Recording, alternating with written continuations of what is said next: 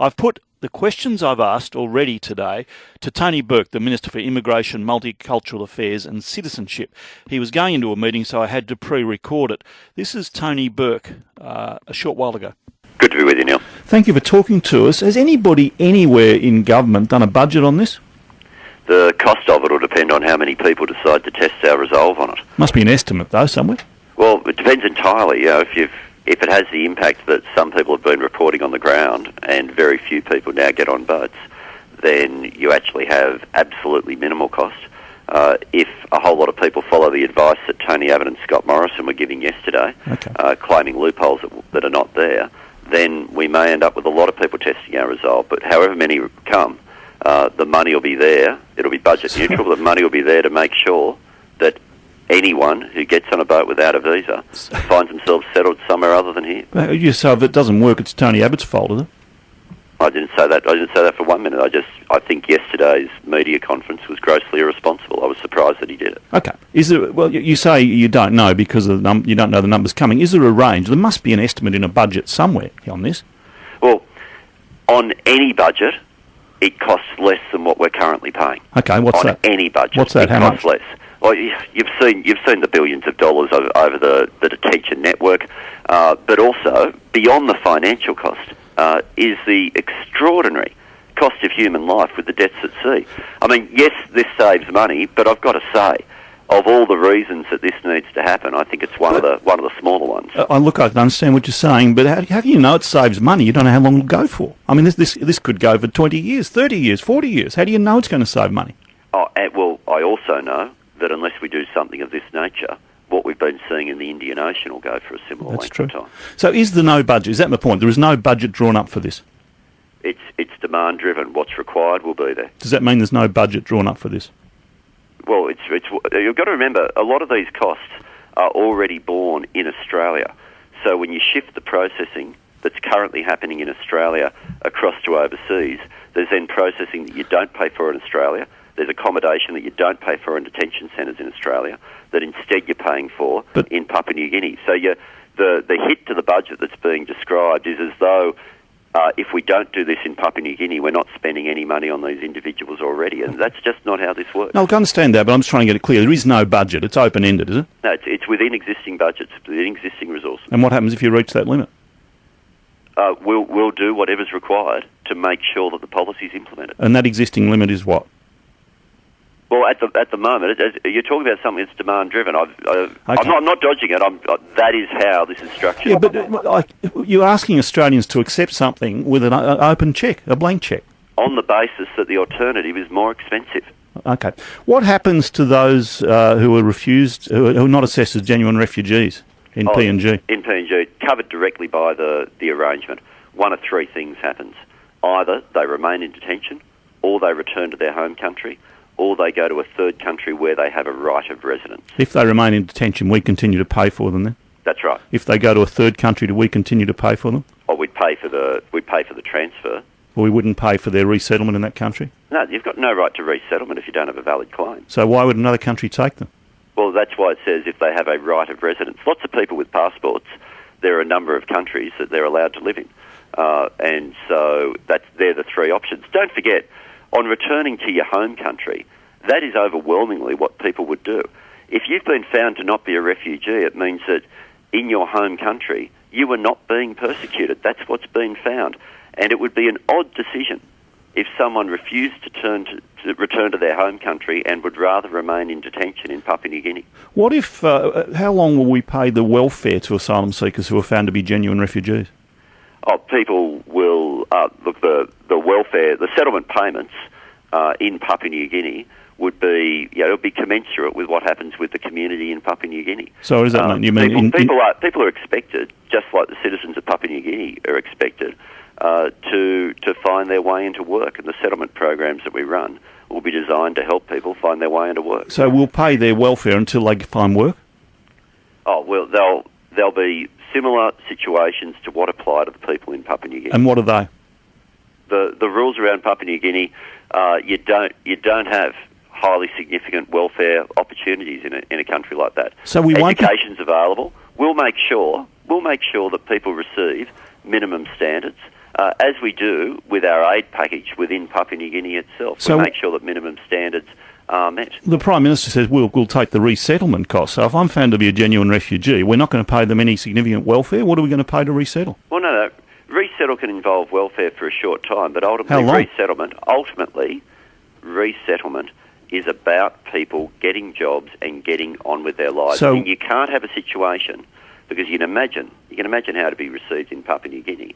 You can't have a situation where your ambition is to get people who've come by boat into Australia to live in a community where they're living better than those around them. So how long will we pay welfare to them?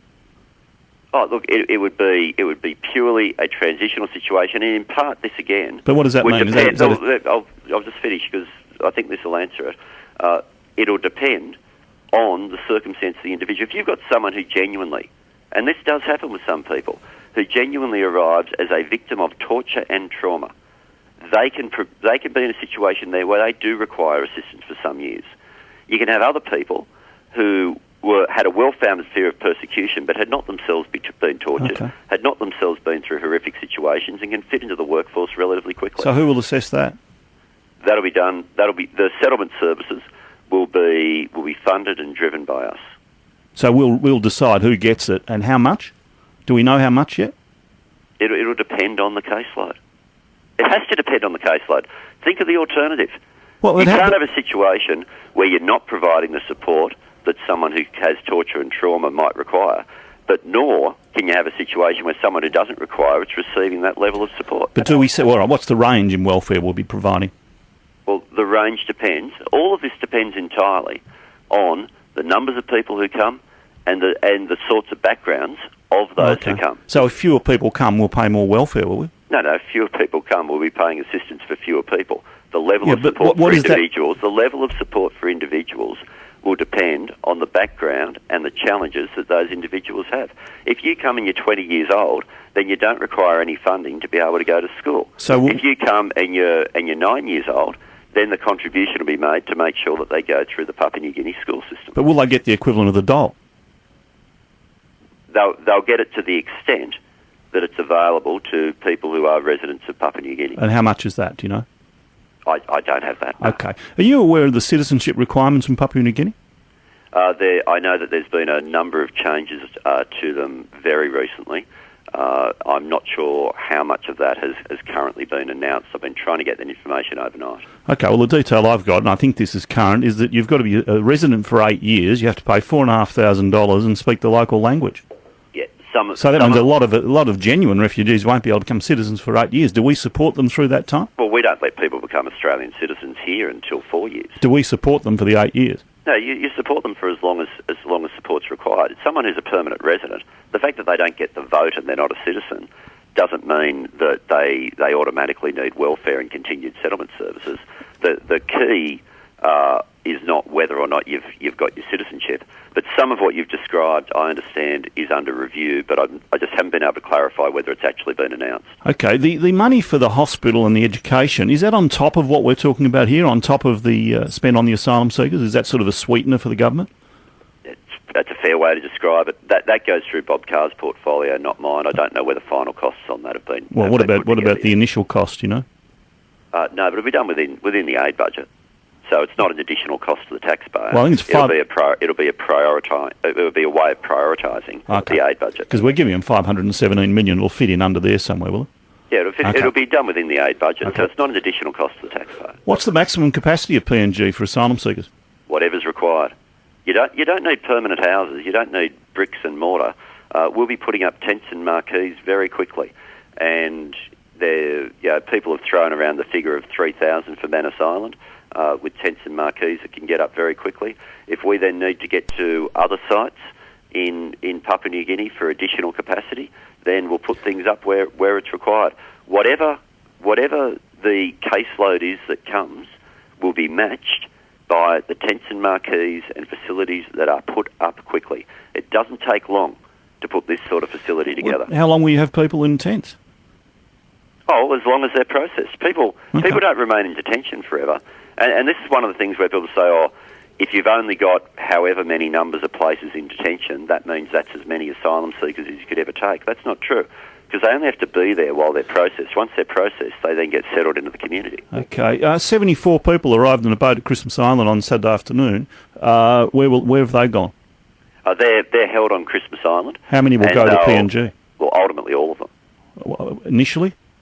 Initially, the facilities at the moment are ready for single adult males. So once their health checks are done, then single adult males will be able to go across. It won't be long before I think I've got it up to scratch to be able to take family groups and children. But at the moment, the standards there have been a bit short of what I've been comfortable with for kids, so I just want to be able to get that up to scratch before they go across. But eventually, and we're only talking months, eventually they'll all go across. Now, I know you're just about out of time. Just very quickly, can you guarantee that the conditions the asylum seekers will be held in Papua New Guinea will be humane? Yes. How? Because we're making sure that we provide the facilities that are required to deliver that. Will Nauru definitely reopen? Yes.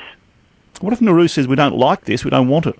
Well, that's not what Nauru's saying. Okay. What Nauru is saying is that they'll throw the full force of their criminal law at people who've broken it, and I support that decision.